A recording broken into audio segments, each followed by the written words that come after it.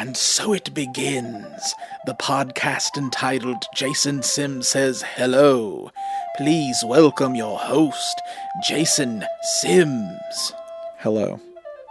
Thank you for your interest in my new podcast. This podcast is going to be a vector for written audio pieces like sketches and essays and other things. And it's a bit different than what I've done podcast-wise in the past. It is a bit of an experiment. And I know a lot of times that experiment is code for, So I'm going to try my best to make this really good and make it not, So let me propose a bargain. Now, for my part, I promise you that I'll only put one of these out when I feel like I've got some stuff that's worth hearing. And also, this podcast won't take up too much of your time per episode. For your part, all I ask is that you give me a few minutes of your time and attention, that you let me set the stage of the theater of your mind, that you let me control the horizontal and the vertical, that you let me into your head. Let me take you places like, the jungles of Ecuador. Listen to that. Can't you almost feel the humid air? Can't you almost see the lush flora, not to mention the diverse fauna? But here's the thing. We're actually not in the jungles of Ecuador. I am here in my home in Huntsville, Alabama, and you are wherever you are. Maybe on the bus, or in your house, or in your office, or hiding out in an alley, and I do not need to know why. But your brain doesn't know that. If I've learned one thing from watching TED Talks and listening to Radio Lab, it's that to be so smart, brains are actually kind of dumb. So consider this podcast a prank that you and I pull on your brain. And if your brain is like my brain, then your brain's pulled a few on you and probably has it coming. So now that we're in cahoots, let's lead your brain over here and show it this thing that I made. I take you to an auditorium in the small town of Hoffman, Alabama, for a piece that I call Small Town Politics. And in conclusion, I would like to say that it has been a privilege to be your mayor for the past decade, and I would be proud to continue to serve for as long as you will have me. Remember, a vote for Horace McCutcheons is a vote for proven leadership. Why take a chance? Thank y'all. Thank you, Mayor McCutcheon. Now, with the incumbent speech concluded, we will hear from the challenger for the mayor's office of the city of Hoffman, local businessman John Bud Smith. Mr. Bud Smith. Mr. Smith, rather. Please come to the podium. Good afternoon. Friends, you that know me know that I'm a plain, simple working man. And my platform is a plain and simple one, which I know that any well-meaning person here in Hoffman can get behind. If elected, I will work to increase economic opportunity, to help provide a safe and nurturing environment for our children, and most importantly, to convert the water tower on the edge of town into an enormous structure that I call the Galactic Beacon.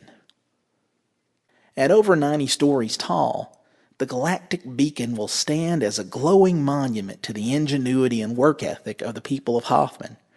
And while you need not concern yourselves with the function of the beacon, you should be happy to know that the manpower required to build it, as well as maintain the massive reactor which will power it, will create hundreds of new jobs right here in Hoffman. Now, if I had my druthers, I would just stop the speech right here and just stick with the positive things that I want to do if I'm elected. But I feel like I have no choice but to address this cloud of suspicion which has unfairly hung over my campaign. Now, I knew when I entered this race that small-town politics can get downright nasty, but I just didn't know the depths that people would sink to until I got down in that ditch myself. Good people of Hoffman, look into your hearts. Now, you've known me for what, 7 years? Yeah, now that I think about it, it was the day after the big meteor shower what burned down half of our fair city that my family and I showed up in town and opened our little florist shop right there on the town square. And since that time, I've done everything that I feel I can do to be a good citizen and a good neighbor. But that doesn't stop some people from talking, does it? Just because some folks say that they've seen my family and I utilize technology which seems to defy the laws of your physics, or they've seen us cultivating plants in our greenhouses unknown to your biology, it doesn't mean that you should jump to the conclusion that we hail from the heart of a distant galaxy not yet discovered by your astronomy. And just because some folks claim that on occasion I seem to possess knowledge about events before they happen, it doesn't mean that my origins are from, say, some parallel timeline which is hundreds of years ahead of your own. You just have to laugh at this stuff, folks. You just have to laugh at it. These things are foolishness and slander, and I know that you good people are better than to believe them. Now, no matter what rumors you may have heard or what kind of strange phenomena you think you may have experienced, let me assure you, I am simply an Earthman from this current timeline, and that's all there is to it. In closing, this campaign should be about hope and growth, not rumors and threats. But there is one last rumor making the rounds which I feel I must address. Now, I won't speculate on who may have started it, but there's a rumor going around that I said that if I lose this election, that Hoffman will be vaporized and have its atoms sent swirling in the winds of the galactic void. Friends, look at the eyes on this face, this very human face, and ask yourself, if I, the friendly florist who has supplied flowers for your primitive yet quaint nuptial and death rituals, could ever conceive of or carry out such a threat. Of course, good and wise people such as yourselves know that it's always better to err on the side of caution. So, I trust I can count on your compliance come election time. Remember, a vote for John Bud Smith is a vote for the continued prosperity and existence of Hoffman.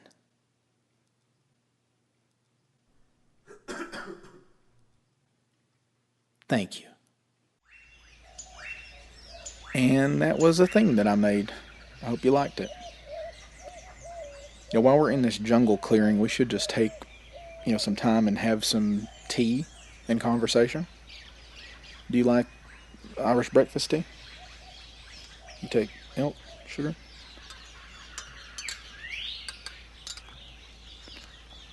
Oh, man, that's good. Here's the thing.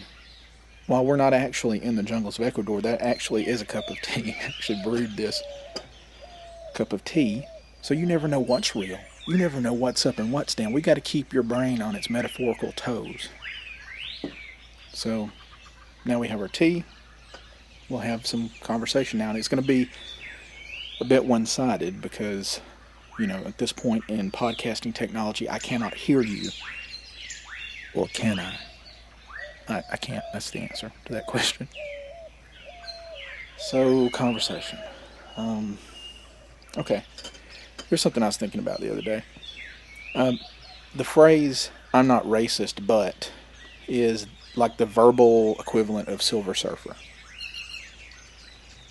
Because when you see Silver Surfer, you know that Galactus is going to come eat your planet. And when you hear, I'm not racist, but, you know that you're about to hear the most racist thing you've ever heard anybody say in your entire life. It's just an observation. Oh, man. This is really good. So I'm not racist, but I can't abide clowns. A while back, there were some clowns, I think over in California, and they were like running around this town, and they were posting pictures of themselves on social media, you know, just being creepy, standing on sidewalks and stuff, and at night, holding balloons. In principle, I'm opposed to the use of weapons of mass destruction, especially on civilian targets, especially on United States soil, but there are exceptions to be made to every rule. I mean, the enmity between humankind and clownkind is natural. You have to teach a child to be racist. Every kid is born hating clowns. Clowns have been run out of every country on earth. That's why the circus travels. Let's just name a few clowns, just off the top of my head. John Wayne Gacy, Pennywise, the Joker.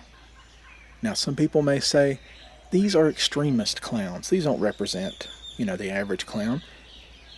But there's one clown whose body count is bigger than all of those clowns put together, and every other clown. Ronald McDonald. He's served billions and billions of cases of heart disease and diabetes. Those big pants that clowns wear, they're for smuggling heroin. Those bottles of seltzer that they spray people with, well, those are actually filled with a powerful acid that can dissolve flesh and bone, but their white face paint renders them immune to it. Those pies they hit each other with, well, those are just pies, but as a fat man, I find the wasting of pies to be highly offensive. Have you ever seen a clown funeral? They stuff 12 bodies in one tiny casket, and then they stuff 12 caskets into one tiny hearse. That white face paint I mentioned earlier, well, it's actually made from the ground bones of animals that died from fear. A clown can unhinge its jaws to swallow something as big as its head, and its flexible skeleton lets it squeeze through holes the size of quarters. And now that I'm thinking about that, that's not clowns, that's snakes, but I am also against snakes while we're on the subject. Oh man, something is moving over in that bush. Wouldn't that be weird if it was a snake or a clown? Okay, I'm gonna go check. Hold my tea. Here. Oh, okay, all right. It's just this other thing I made. This is a sketch that's called Peanut. Let's listen to it. Good afternoon, I'm Dr. Carver. What brings you here, Mr. Reed? Well, I discovered a few days ago that I have a peanut allergy. Let me stop you right there, Mr. Reed. Let's not get the cart out in front of the horse. Where do you work? At home in Garden Depot. And what do you do there? If this is about the insurance, I filled out a form. Just bear with me. What do you do? I sell lawnmowers. Okay.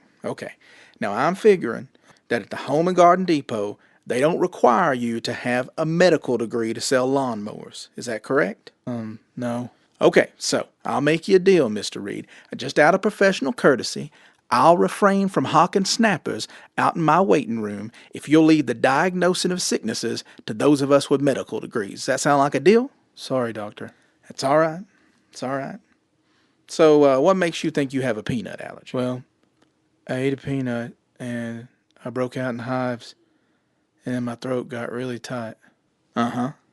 That's it? Yeah, I guess. I looked it up on the internet. Let me stop you again, Mr. Reed.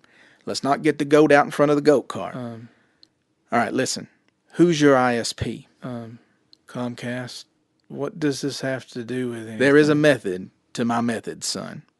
Now, does Comcast require you, in order to log on to the internet superhighway and do your little internet searches, to have one of these here pieces of paper that I just happen to have on the wall of my doctor's office because it's got my name on it, because I am a doctor, because I have a medical degree? No. That's what I thought. All right. I'm going to need to run some tests. Wait here.